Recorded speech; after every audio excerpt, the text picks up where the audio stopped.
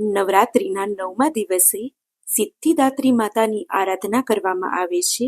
સિદ્ધિદાત્રી શબ્દનો અર્થ થાય છે સિદ્ધિઓ, અલૌકિક શક્તિઓ આપનારી દેવી.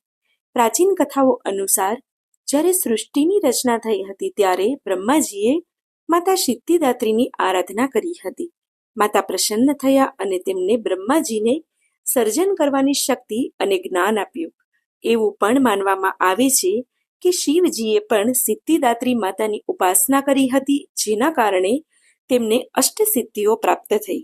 આ જ કારણથી ભગવાન શિવજીનો અર્ધાંગી સ્વરૂપ અર્ધનારીશ્વર તરીકે પ્રગટ થયું, જેમાં અડધું શરીર શિવનું અને અડધું શરીર શક્તિનું છે.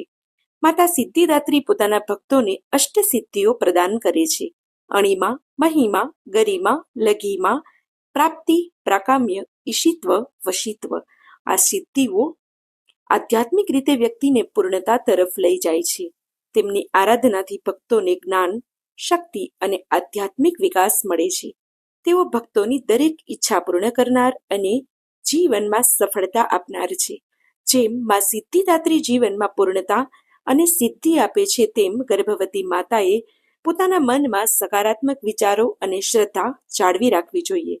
નવરાત્રિના 9મા દિવસે માતાની આરાધના કરવાથી ગર્ભવતી માતાને જ્ઞાન, આત્મવિશ્વાસ અને આંતરિક શાંતિ પ્રાપ્ત થાય છે.